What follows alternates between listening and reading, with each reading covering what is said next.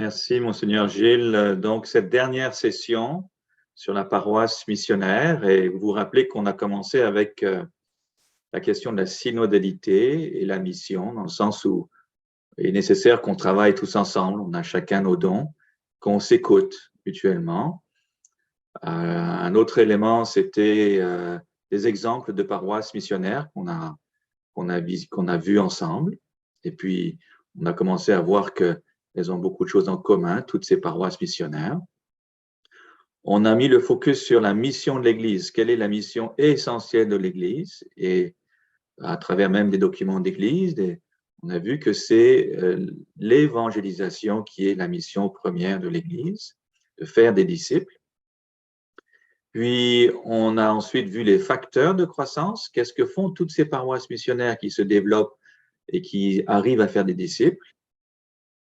Et finalement, la semaine dernière, on a vu le processus paroissial d'évangélisation, comment s'organiser concrètement en paroisse, quelle pastorale mettre en place de manière à aller dans le monde, proposer la foi, inviter dans l'Église et faire grandir les personnes dans la foi pour devenir elles-mêmes disciples missionnaires.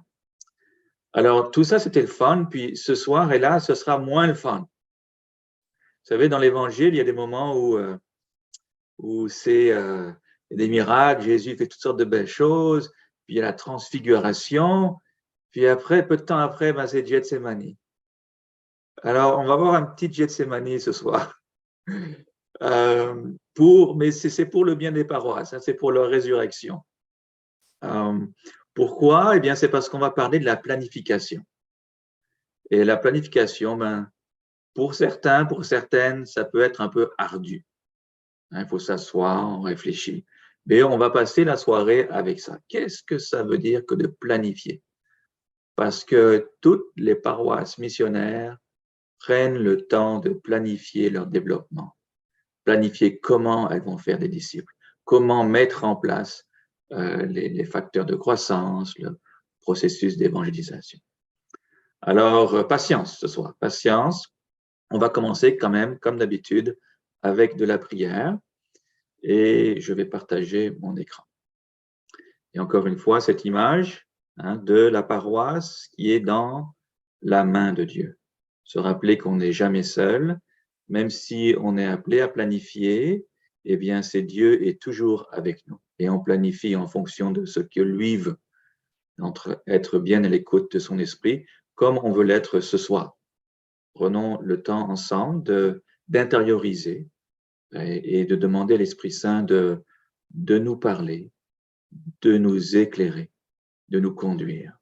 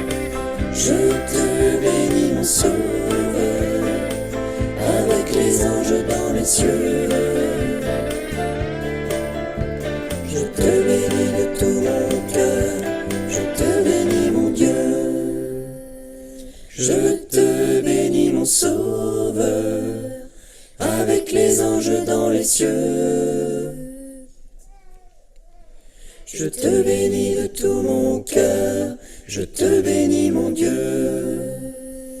Je te bénis mon Sauveur, avec les anges dans les cieux. Je te bénis de tout mon cœur. Voilà, donc la planification, hein, c'est un genre de modèle qu'on veut se donner, une façon de procéder. Et ici, j'ai mis l'image de Jésus qui est passé par son agonie. Alors, je ne souhaite pas que ce soit une agonie. En fait, c'est plutôt une parole d'espérance. Hein, c'est un petit peu une blague là, mais euh, une parole d'espérance parce que c'est un peu difficile, mais on sait que ça nous conduit vers du neuf, vers du nouveau, vers de la fécondité. Et c'est tellement important de planifier. Parfois, on pense qu'on n'est pas obligé de planifier et de prendre ce temps, mais Benjamin Franklin a dit une parole très connue, celui qui refuse de planifier planifie son propre échec. C'est fort. Hein.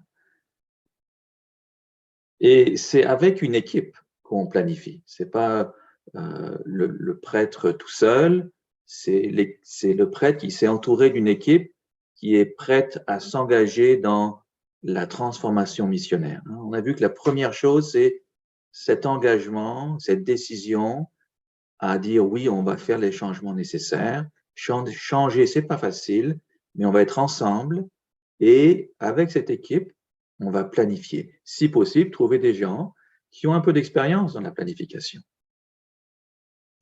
Planifier, qu'est-ce que c'est? Première chose, eh bien, c'est concevoir une série de dispositions pour réaliser sa mission. Une série de dispositions. Comment? Comment on va réaliser la mission concrètement? Et à la fin du processus de planification, eh bien, on a un document. On écrit un petit document qui s'appelle un plan de développement, qui peut être d'une dizaine de pages, mais pas trop long, où on rassemble toutes les idées et toutes les étapes qu'on est appelé à mettre en place. Vous vous rappelez de Michael White, qui est un des prêtres qu'on a vu, qui a su renouveler sa paroisse, une paroisse qui était mourante. Il a réussi à la transformer entièrement. Ça a pris quelques années, bien sûr. Mais il dit lui-même, sans plan, vous tournez en rond. Vous êtes occupé, puis on l'est souvent en paroisse, trop, on s'épuise, mais vous n'allez nulle part. Puis là, on a l'impression qu'on est toujours en train de reproduire un statu quo qui ne fonctionne pas. Il y a toujours quand même des belles choses qui se font. Hein, les sacrements sont célébrés, il y a des belles activités, mais il n'y a pas de disciples. Vous faites des choses, mais vous ne faites pas vraiment de progrès. On n'est pas en mission actuellement, souvent, la plupart du temps, en fait. Il dit aussi, ce même prêtre, l'abbé Michael White, un bon plan est essentiel pour toute organisation qui veut réussir. C'est pas juste l'Église, les hôpitaux, les écoles, les gouvernements, toutes les organisations planifient. Le plan fournit une direction et un objectif.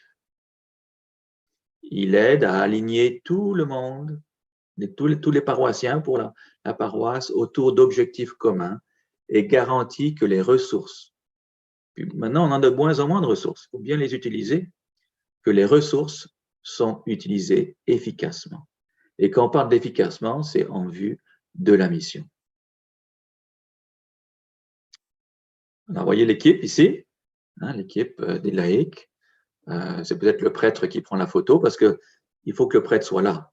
Le prêtre reste le leader de la paroisse, mais il doit aller chercher le leadership et les compétences des paroissiens.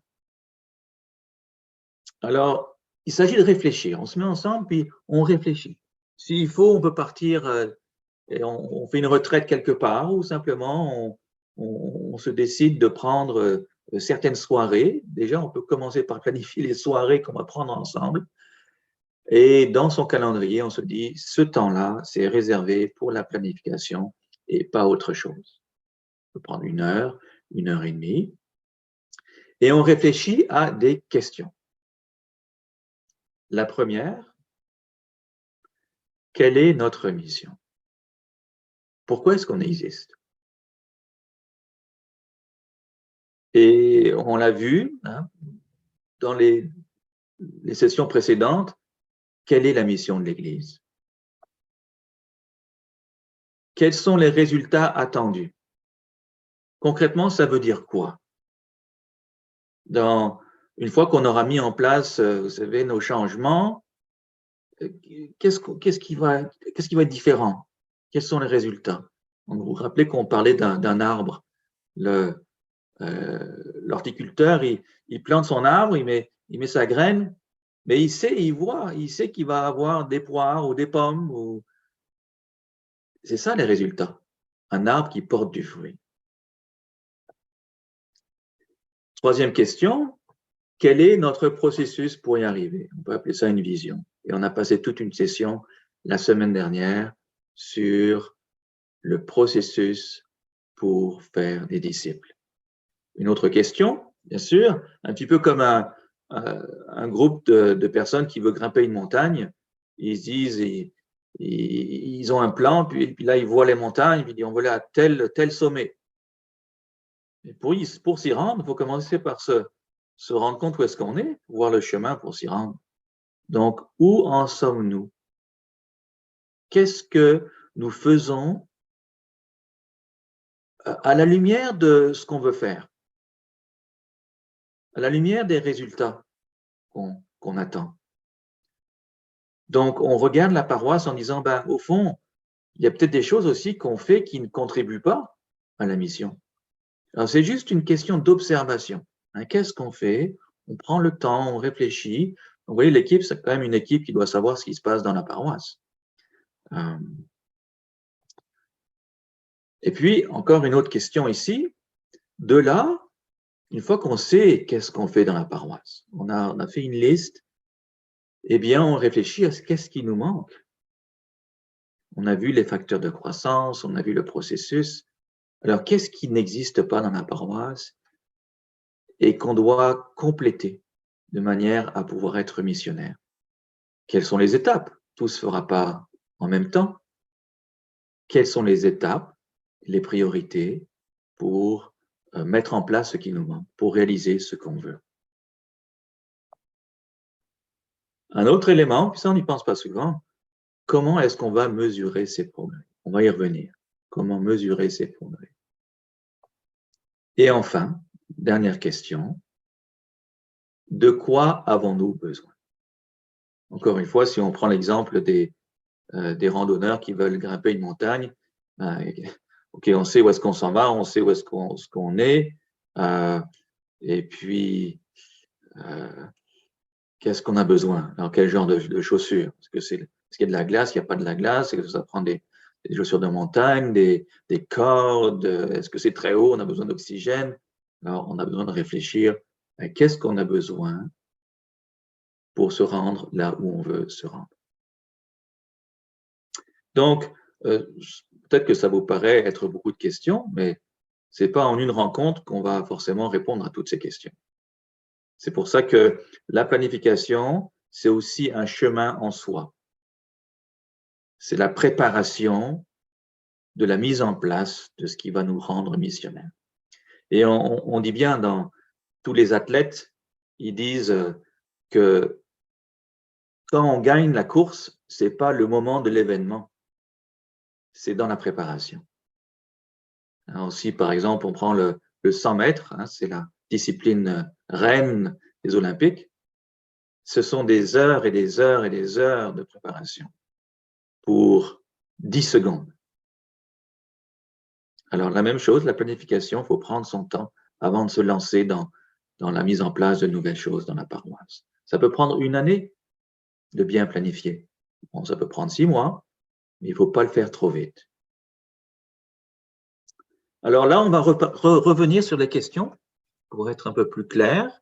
Et vous aurez ces diapositives en PDF qui seront disponibles sur le site du diocèse pendant toute l'éternité, là on a dit. Donc, vous aurez le temps de de les prendre. Et ça va vous aider avec votre équipe.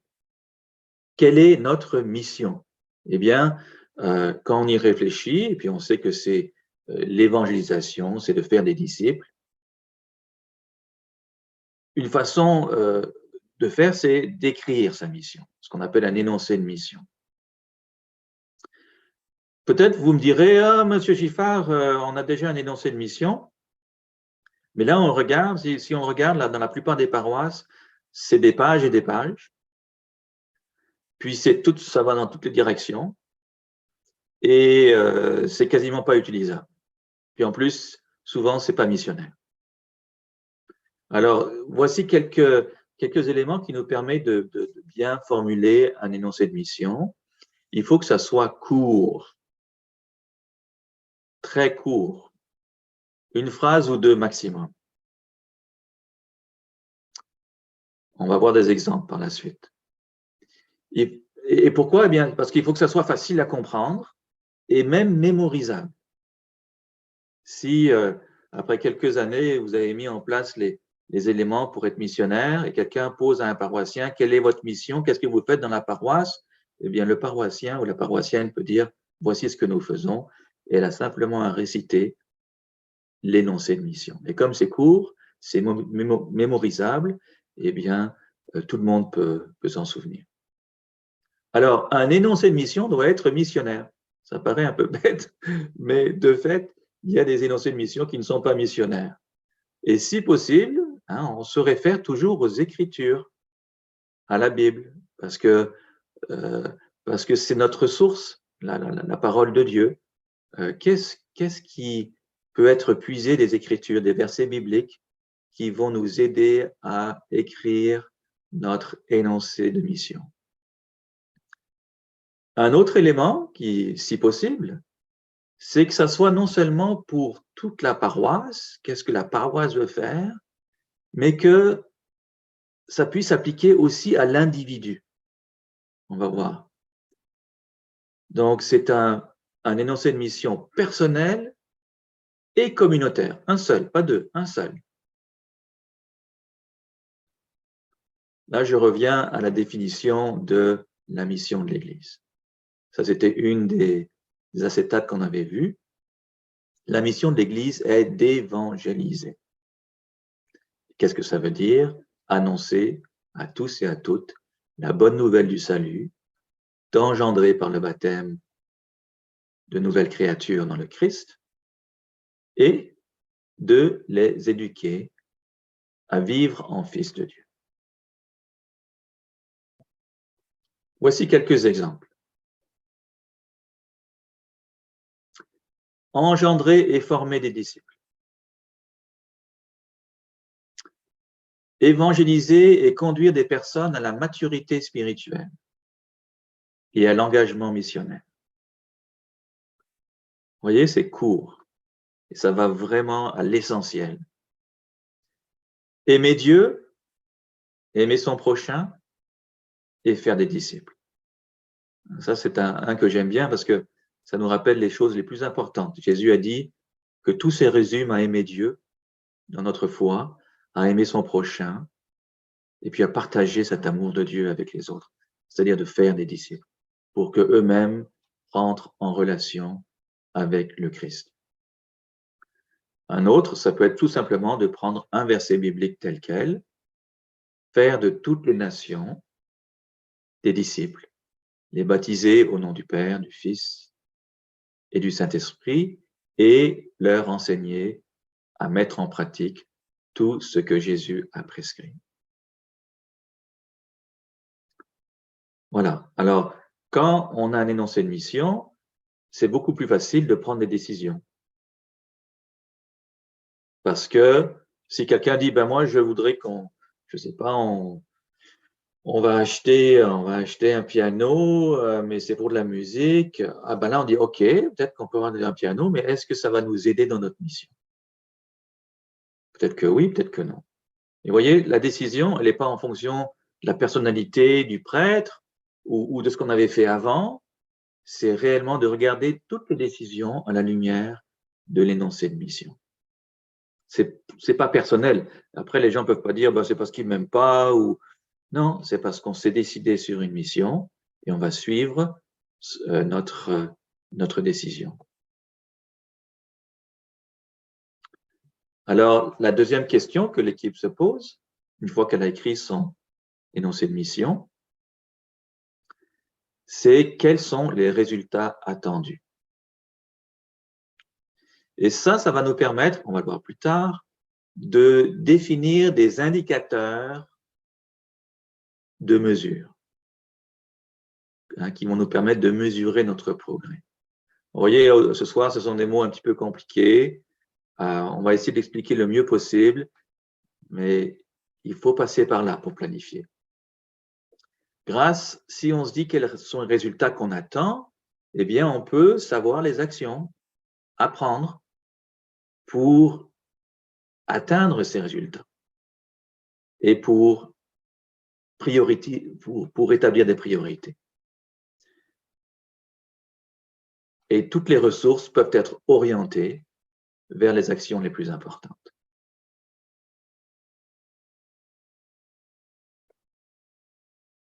Quel est notre processus? Alors, je vous l'ai mis sur un plateau d'argent. C'est le processus qu'on a vu la semaine dernière. Il peut être transformé, adapté, mais dans l'ensemble, vous voyez, c'est ce cheminement. On réfléchit aux personnes qu'on veut rejoindre. Qu'est-ce qui va nous permettre de les rejoindre? Alors, brièvement, on revient, c'est bien sûr la prière, parce que c'est Dieu et l'Esprit Saint qui va d'abord chercher les personnes, qui nous appelle à la conversion sans cesse, et pour qui il n'y a rien d'impossible. C'est pour ça qu'on met en place la prière. Il y a ensuite rassembler, créer des liens, témoigner et inviter. Là, il y avait une personne, d'ailleurs, je pense que c'est ce monsieur Brunet qui vient de nous rejoindre, qui avait posé la question. Alors, j'ai préparé un petit texte que je mettrai, que je pourrais mettre en PDF aussi, en ressources pour vous, qui explique cette partie-là. On ne peut pas avoir une autre session là-dessus. Comment rassembler, créer des liens, témoigner et inviter. Parce que la question était très bonne. On ne sait pas vraiment comment faire ça. Ce n'est pas quelque chose qu'on a l'habitude d'aller vers les gens et d'inviter à la paroisse. Donc, j'ai un document qui est presque terminé. Je voulais le mettre sur le site aujourd'hui, mais j'étais en réunion depuis ce matin jusqu'à presque ce soir. Alors, je le mettrai en PDF et puis je vous l'enverrai. Je l'enverrai à l'abbé Martin. Alors, voilà nos processus. Accueil, les gens sont accueillis. Ensuite, ils font l'expérience de la messe, etc. Ils grandissent dans la foi. On ne va pas y revenir en détail parce qu'on l'a vu la semaine dernière. L'autre question, c'est où en sommes-nous? Et c'est là qu'on fait le portrait de sa paroisse et de son environnement.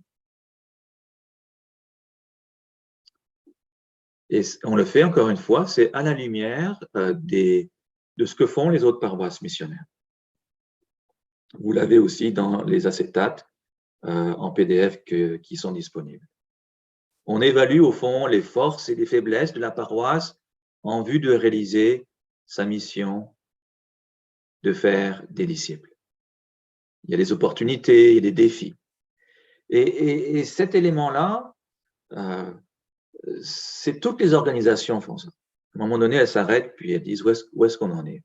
Même après quelques années, on fait le point. Elles réfléchissent sur la mission, elles réfléchissent sur où est-ce qu'elles en sont. Dans l'Église, c'est pas tout à fait nouveau. Il y a le processus, le principe du voir, juger, agir. Alors ici, on est dans le voir. On essaye de pas interpréter de pourquoi on en est là et pourquoi ça va pas. On fait simplement regarder. On prend une photo, la paroisse. Donc, il y a beaucoup d'aspects qui peuvent être observés, les pastorales en place, les finances, Est-ce qu'on a encore un petit peu d'argent dans la banque? Est-ce qu'on est en dette? Les bâtiments, dans quelles conditions ils sont? Est-ce qu'on a des salles pour des rencontres, pour de la formation? La gouvernance, ça veut dire quel genre de leadership on a dans la paroisse. Est-ce qu'on a juste le prêtre qui dirige tout ou est-ce qu'on a aussi des leaders laïcs? La culture environnante, ça peut jouer bien sûr sur les messages qu'on donne. Est-ce que les personnes, est-ce que c'est un village, les gens sont âgés ou est-ce qu'on est dans un milieu où il y a des jeunes familles? C'est plus rare, mais il y en a. L'âge moyen des paroissiens, paroissiennes, les bénévoles, le personnel, si on en a, est-ce qu'il y a une agente de pastorale? C'est de plus en plus rare. Les procédures administratives, etc. Alors, il y a beaucoup de choses qu'on peut observer. Mais c'est important de le faire, de prendre le temps, un petit peu ardu, mais c'est comme ça qu'on va être capable d'avancer et de voir qu'est-ce qui doit être mis en place. Qu'est-ce qui nous manque? Alors, une fois qu'on sait qu'est-ce qu'on a dans la paroisse, on est capable de réaliser qu'est-ce qui nous manque. C'est un chemin à parcourir. Ça se fait à la lumière de ce que font les autres paroisses missionnaires. C'est qu'est-ce qui nous manque en vue de devenir missionnaire. Est-ce que nous avons de l'accueil? Un accueil qui est désigné pour les personnes nouvelles. Est-ce qu'il y a un suivi qui est fait? Quand une personne arrive dans la paroisse, elle est vraiment accueillie, mais on était capable d'avoir un courriel. Dire, on veut juste vous envoyer un petit mot de remerciement d'avoir été ici. Et après, ça permet de, sans polluer la personne, hein, sans envoyer du spam, de rappeler à la personne que on a telle célébration, puis qu'on serait content de voir la personne, le suivi. Il y a beaucoup d'éléments que font les paroisses missionnaires dont on a parlé ensemble. On a aussi parlé des choses à éviter.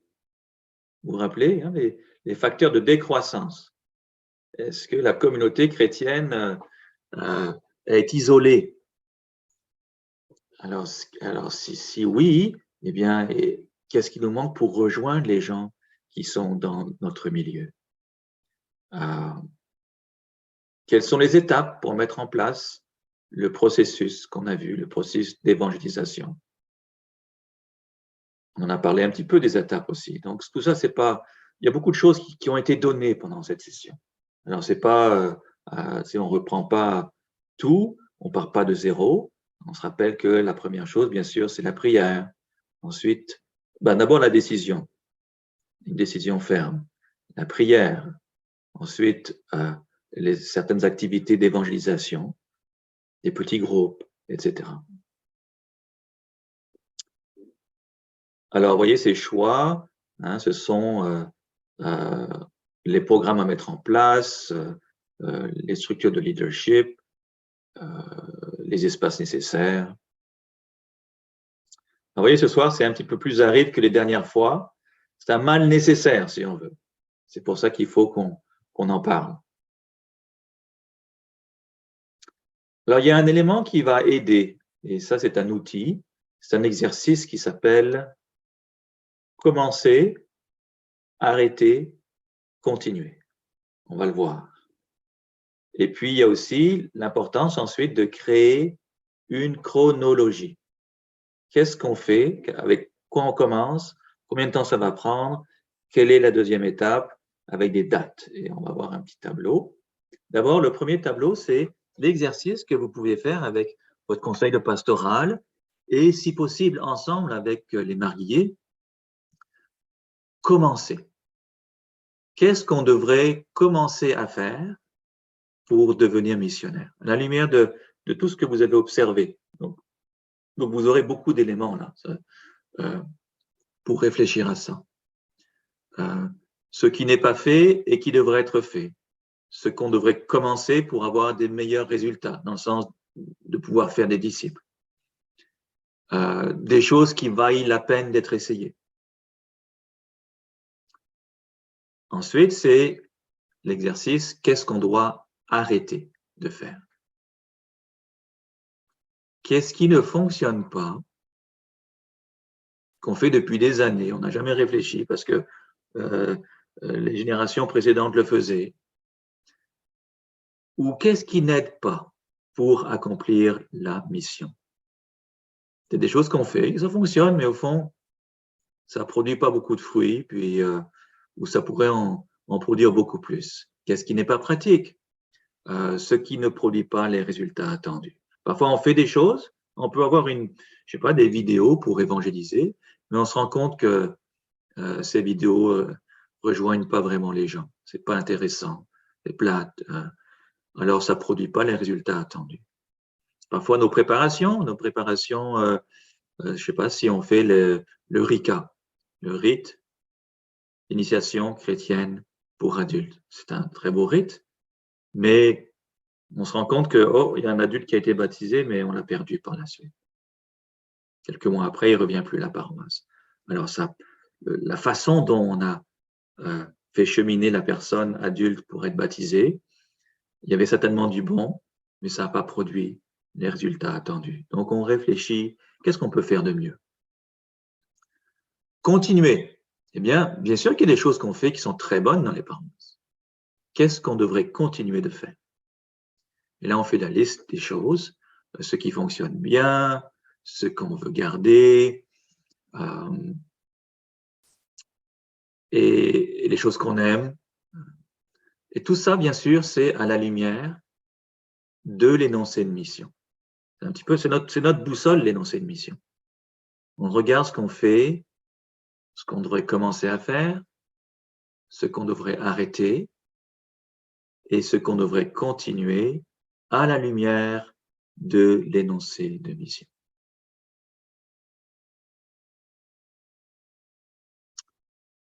Alors, l'abbé James Marlon, qui est un prêtre canadien à Halifax, on a parlé de lui aussi dans les paroisses en développement. Il explique que une fois qu'on a des plans, qu'on sait qu'est-ce qu'on veut faire, qu'est-ce qu'on veut arrêter, etc.,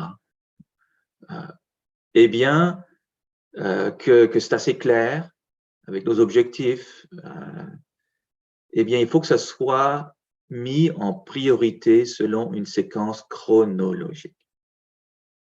Parce qu'on peut avoir beaucoup d'idées, beaucoup de belles choses, mais par quoi on commence? Et c'est ça qui est important, c'est de faire des petits pas. Parce que sinon, on va paniquer, on va dire, ça n'a pas de sens, c'est trop de choses, on est trop loin. Mais, vous savez, il y a un proverbe chinois qui dit un voyage de 1000 lieues, de 1000 kilomètres, on va dire, commence par un seul pas. C'est vrai, hein, on avance pas à pas. Et c'est la même chose avec les choses qu'on a à mettre en place pour être missionnaire. Il ne faut pas avoir peur d'aller doucement. Il faut avoir peur de s'arrêter ou de se décourager. Alors, à quoi ressemble une séquence chronologique? Ça, c'est aussi quelque chose que font la plupart des organisations qui réussissent à avoir certains résultats. Alors, tâche 1, ça veut dire, bon, on commence par la prière. On va mettre en place des activités de prière. À quelle date on va commencer à mettre en place ces activités? La question, ça peut être aussi simplement, d'abord, trouvons un répondant. Qui dans la paroisse serait bon pour être un peu ce leader qui va stimuler d'autres paroissiens à prier? Alors, commençons un pas à la fois. Une fois que la prière est mise en place, en fait, la prière, bien sûr, va continuer. On se donne une deuxième tâche. Ça peut être des mois après. Même si c'est une année sur la prière, c'est correct. Tâche 2, avoir des programmes d'évangélisation. Vous vous rappelez le processus, hein, ça commence à gauche, puis vous l'avez, ce processus, on voit tâche, un pas à la fois, en commençant par le début. Alors, des programmes d'évangélisation, est-ce qu'on en a? Peut-être que la première chose à faire, c'est de découvrir ces programmes. Qu'est-ce qui existe? Découvrir un autre répondant, dans la paroisse qui dit « Moi, j'ai ça à cœur, l'évangélisation, et je suis prêt à aider un petit peu avec la coordination, avec le temps que j'ai. » On fait avec ce qu'on a, hein, avec les personnes qu'on a. Et si on prie, eh bien, le Seigneur va nous envoyer les personnes dont on a besoin. Alors voilà, on trace un tableau avec la suite. Peut-être qu'on peut commencer avec 3 choses, même si par la suite, ce n'est pas encore clair quand est-ce qu'on pourra commencer, mais au moins avoir quelques tâches et de dire quand est-ce qu'on commence, combien de temps on se donne pour l'accomplir. Ça permet vraiment d'enlever le stress, de voir plus clairement dans la manière de mettre en place les éléments d'une paroisse missionnaire. Un autre élément, l'autre question, c'est comment allons-nous mesurer nos progrès? Encore une fois, hein, une personne qui embarque sur un bateau, puis à l'époque, il n'y avait pas de GPS, ils avaient des sextants, puis ils avaient des appareils, parce qu'ils progressaient, le capitaine progressait, ils avançaient avec les vents, et puis ils allaient dans une bonne direction, mais à un moment donné, il fallait s'arrêter et puis dire, bon, on va mesurer où est-ce qu'on en est là, est-ce qu'on fait ça comme il faut? Alors, les mesures d'évaluation vont permettre de vérifier si on atteint les résultats. C'est pour ça qu'on a besoin d'avoir défini nos résultats, parce qu'on peut mesurer par la suite. Et on va voir un petit peu qu'est-ce que ça veut dire par la suite. Alors, ça permet de mesurer, est-ce qu'on est efficace ou non? Est-ce que c'est pertinent ce qu'on fait? Et ça, c'est un petit peu spécial, mais pour certains, il faut que ça soit chiffré. Parce que ce qui est chiffré, ça se mesure facilement. Encore une fois, on va voir concrètement qu'est-ce que ça veut dire. Ici, vous voyez, ces mesures. Alors ici, on a les mesures à gauche et qui sont en termes chiffrés. Vous vous rappelez qu'on a dit que la première étape, c'est la prière. Le conseil de pastoral, une fois par année, se rassemble, il fait le point. Combien de paroissiens se sont engagés à prier pour les personnes que l'on veut évangéliser et pour le renouveau de la paroisse? Ça, c'est facile. Hein? Donc, là, il s'agit donc de, quand on met en place des activités de prière, de tenir compte combien de personnes sont engagées à prier. Alors, dans le diocèse de Pembroke, où je travaille, on a créé un petit livret de prière et on propose aux gens d'offrir leur vie, même leur souffrance, et de prier régulièrement pour les efforts d'évangélisation dans le diocèse. Il y a une personne qui est responsable pour faire la promotion de ça dans le diocèse, et les gens s'inscrivent. Ils disent, moi, je veux faire partie de ça. Alors, on sait qu'on a actuellement plus de 300 personnes qui se sont engagées à prier pour le renouveau du diocèse. Alors, ça permet de savoir si ce qu'on a fait, est-ce qu'il y a des gens qui s'embarquent là-dedans? Puis, est-ce qu'on va essayer de voir si on peut avoir plus de personnes? Alors, la première année, disons qu'on peut dire 300 personnes. Ça, c'est au niveau diocésain, bien sûr. Ça, ce serait pour la paroisse. Première année, il pourrait y avoir 10, 15 personnes. Et la personne qui est la répondante pour la prière, encore une fois, ça peut être le chapelet, l'adoration, la louange et d'autres formes de prière. Première année, peut-être 15 personnes. Deuxième année, la personne va dire, je vais essayer d'avoir plus de personnes. Et peut-être qu'il y en a qui vont partir, mais on va avoir un peu plus, peut-être une vingtaine de personnes. Alors, on essaye de progresser.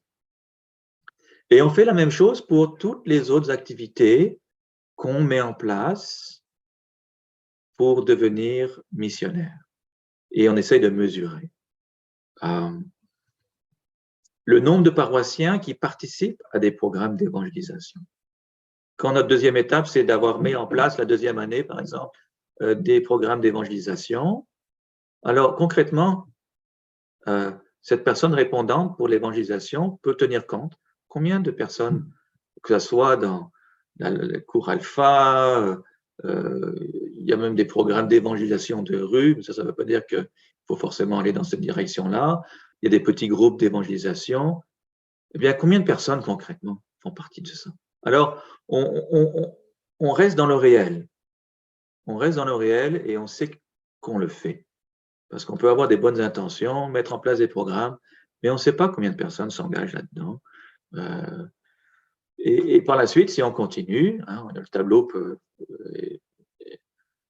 en fait, a plus que 5 éléments, eh bien, on sait où est-ce qu'on s'en va. On sait si ce qu'on fait, ça porte du fruit. Alors, c'est pour rester dans le monde réel, en quelque sorte, pas être dans l'illusion. J'enseignais des séminaristes à un moment donné, puis je leur disais, ben, c'est un petit peu comme l'évangélisation. Il y en a qui pourraient dire, ben, OK, on va aller évangéliser 2 par 2, on va aller dans les rues, et puis on va crier dans les rues que Dieu vous aime et que la fin du monde approche, alors il faut se convertir. Là, ils vont revenir, on dira, ben, on a fait notre devoir, on a évangélisé, c'est super. Mais là, ils n'ont aucune façon de savoir si les personnes ont écouté leur message, s'il y a vraiment eu des personnes qui ont vécu une conversion, on se retourner à l'église. Alors on peut faire n'importe quoi, ça ce serait probablement n'importe quoi. Hein, il y a des gens qui, quand je faisais un petit peu la blague de la fin du monde, là, mais il y a des gens qui proclament la fin du monde, puis ils font peur au monde. Alors, vous voyez comment on le fait? Comment on le fait, c'est important. Parce que comment on le fait va déterminer si réellement on rejoint des gens, si des gens font l'expérience de l'amour de Dieu, de la paix de Dieu, de l'espérance. Alors méfiez-vous de toutes ces prophètes de malheur. On en voit sur Internet, sur le YouTube, de toutes les différentes confessions chrétiennes. Il y a une personne qui est venue me voir un jour, elle me dit, « Oh Pierre, il faut que tu vois cette vidéo, là, c'est la fin du monde dans 2 semaines. » Puis, j'ai regardé la vidéo, c'était un pasteur protestant, puis je dis, ça, tu vois bien que ça n'a pas de sens. Mais il était fixé là-dessus. Alors, évangéliser, c'est toujours parler de l'amour de Dieu et de proposer l'évangile. C'est l'évangile qu'on propose. En tout cas, c'était une petite parenthèse. Alors, voyez un tableau de mesure avec indicateur de progrès. Très important de savoir où est-ce qu'on s'en va. James Marlin, l'abbé Marlin, explique « On ne peut pas gérer ce que l'on ne peut pas mesurer. » La question de l'appartenance et de la transformation de nos paroisses peut et doit être gérée, elle doit donc être mesurée. Et tout ça, ce n'est pas des choses qui viennent de nulle part. Les organisations le font, les paroisses missionnaires le font. Alors, c'est encore une fois, c'est un peu un mal nécessaire. Mais ça apporte beaucoup d'espérance. Et dernière question, hein, on va arriver au bout, c'est de quoi avons-nous besoin? Et il y a au moins quatre catégories de ressources auxquelles on peut penser. Puis vous allez voir, ça fait du sens. Les ressources humaines. Qui on a besoin qui vont nous aider à mettre en place et animer la paroisse. Alors bien sûr qu'on a vu, il y a le prêtre, il y a l'équipe de planification qui peut être un sous-comité du conseil de pastoral. Et ensuite, il y a un répondant pour la prière, un répondant ou répondante pour l'évangélisation, les personnes qu'on va avoir besoin. Et encore une fois, on n'a pas forcément besoin de tout trouver tout de suite, mais de trouver les personnes alors qu'on met en place les activités. Mais c'est bon d'y réfléchir à l'avance. Les ressources matérielles, qu'est-ce que ça va nous prendre? Si on veut avoir un peu de multimédia dans l'église, est-ce qu'on a un grand écran? Beaucoup de paroisses l'ont maintenant. Beaucoup de paroisses missionnaires ont ce genre d'équipement. Est-ce qu'on a un projecteur de qualité? Est-ce qu'on a des micros de qualité? L'autre jour, j'étais à une paroisse, un dimanche, et j'ai amené une personne qui n'est pas catholique, un adulte, et hélas, les micros, c'était trop fort. Alors, on pensait qu'à une chose, c'était quasiment de se protéger les oreilles, puis on n'était pas capable d'entendre l'homélie parce que c'était trop fort dans cette valeur. Donc, les ressources matérielles, d'avoir quelque chose de qualité, bien ajusté. Les ressources financières, combien ça va coûter? Faire avec ce qu'on a. Encore une fois, on peut se dire, ben, j'ai besoin de 500 000 dollars pour tout faire. Mais commençons, si on a quelques milliers de dollars pour commencer, ça suffit. On avance pas à pas. J'aimerais vous rappeler l'histoire de Mère Teresa. Et Mère Teresa, un jour, quelqu'un lui a posé la question, mais ça doit vous coûter une fortune pour tous ces orphelinats, puis toutes ces activités, toutes ces œuvres. Ça ne vous inquiète pas? Puis elle a dit, l'argent, j'y pense jamais. C'est ça qu'elle a répondu.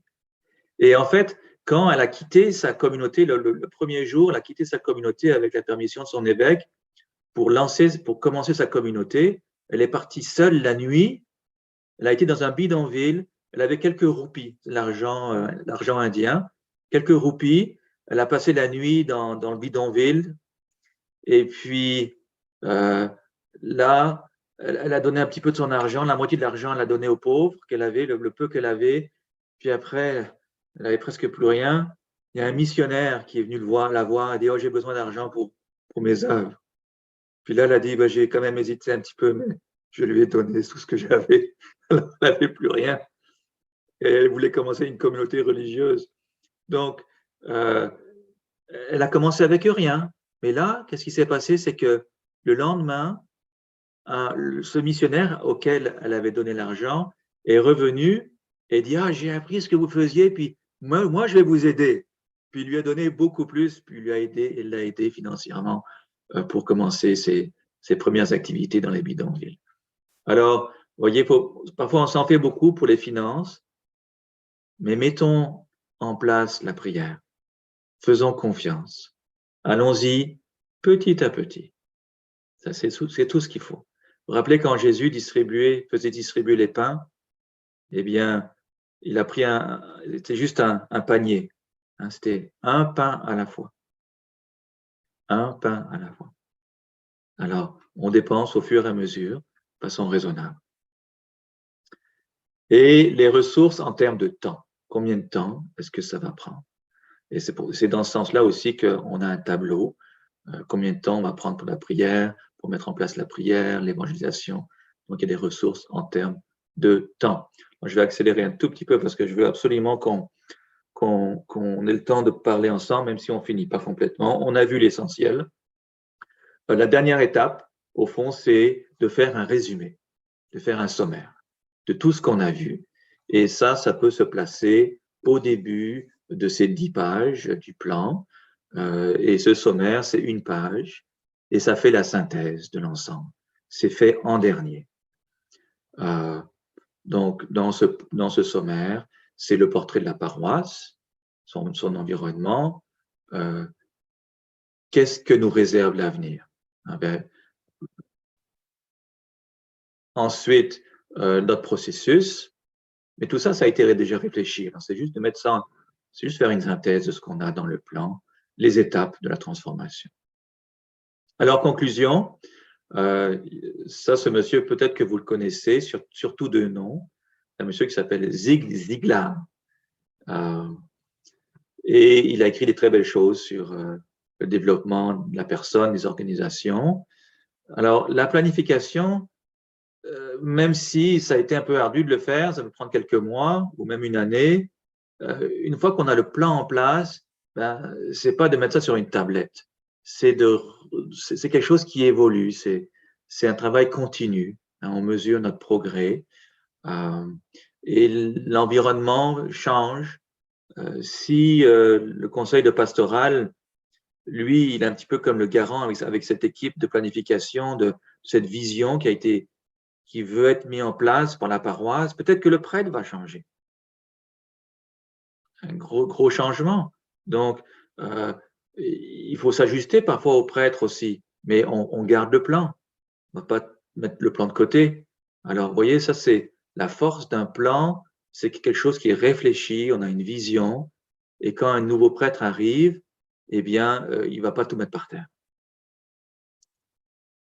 La planification, Zig Ziglar dit, est essentielle pour atteindre nos objectifs. Mais la vie est faite de variables et il est important de rester flexible, de s'adapter aux changements.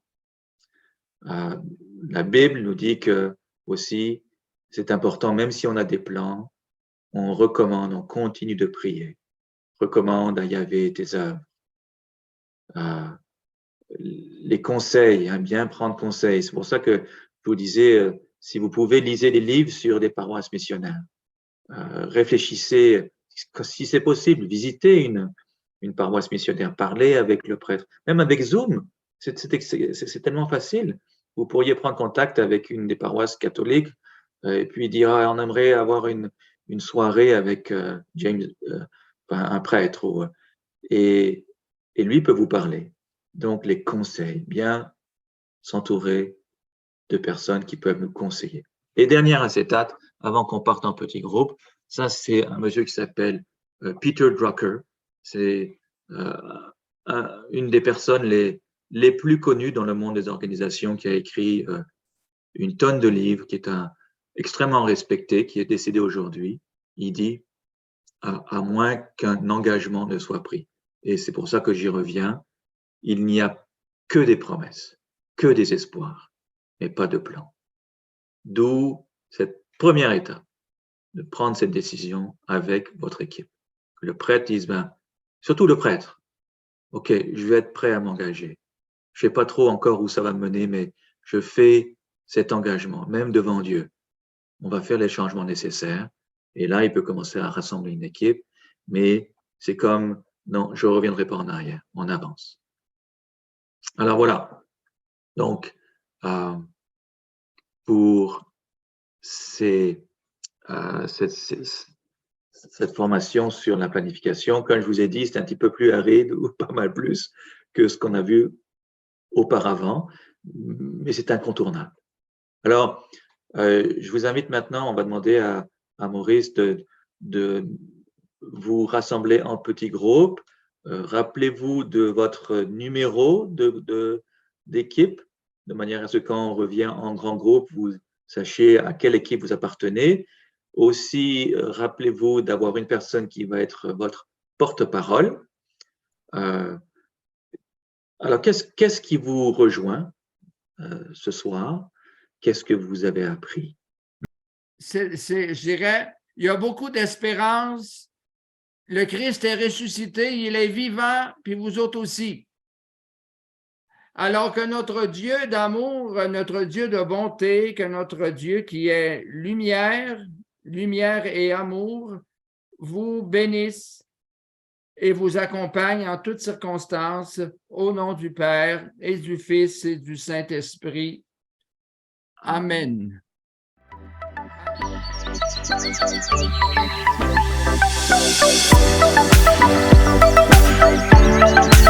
Amen.